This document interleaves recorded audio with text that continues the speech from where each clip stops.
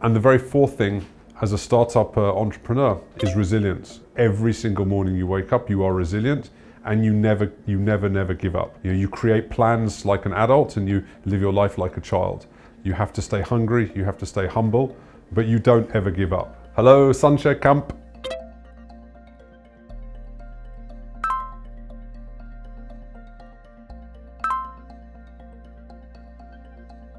My name is Rob Anders. I'm the co-founder and CEO of Niio. We are one of the leading platforms for digital art and NFTs. We are connecting artists who have important things to say with a global audience that's now ready to experience art digitally. We enable people to either subscribe or buy digital art and NFTs, and are often referred to as the Netflix of digital art.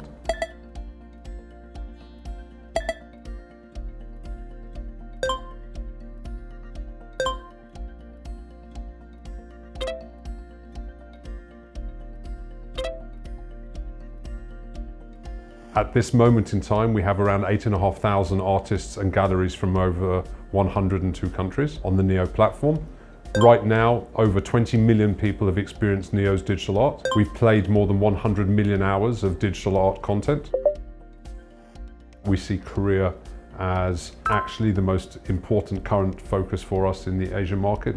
I've been learning recently what a trend setter it is for the rest of Asia.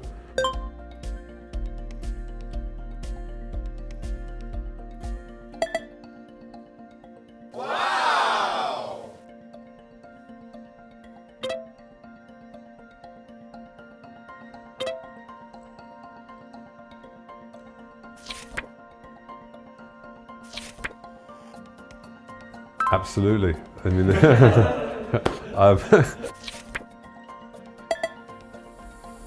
and I've been involved in building internet-related tech startups really for the last 20 years. Always companies that are at the verge of new trends where there is a need to educate the market. I then wanted to experience real business. I've always been fascinated between the way in which people and technology interact, and for me, the display interface is the relationship between man and machine. And I was then CEO of one of Europe's leading display technology companies that was designing the display interface for all types of business.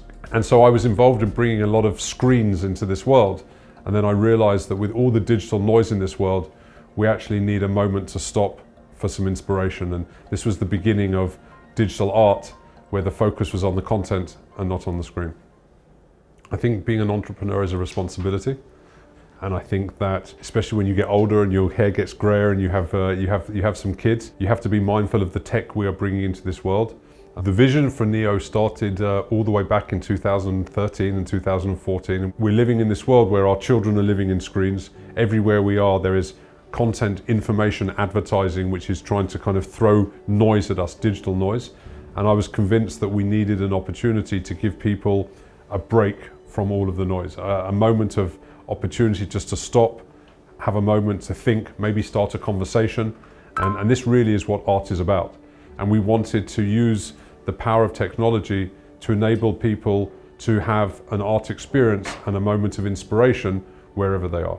This was the seed that started the excitement of Niio.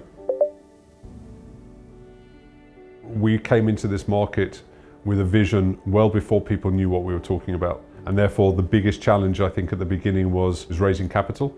Some people were telling us to just focus on a very small piece of the puzzle, just try and solve one problem.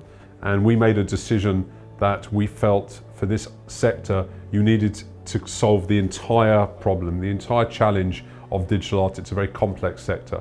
So for us, it was how are we going to keep the company alive until the market is ready for digital art. Very often in the past, you have examples of companies that were too early and they already are dead by the time the market arrives. We felt that if we could stay alive until the market turns on, then we will be in the best possible situation. And in the spur of the moment, there can be times where it's very frustrating. So you have questions every so often. What is this all worth? Why are we doing this? There were times when it was very difficult to raise capital. We were speaking to potential partners and they didn't understand what it was we were trying to do. However, like I've said again, we've been there before. This is the journey of building a startup. It's never easy. I don't think that entrepreneurs get into this because it's easy. They get into this because you believe in a vision and you want to fight and fight and fight.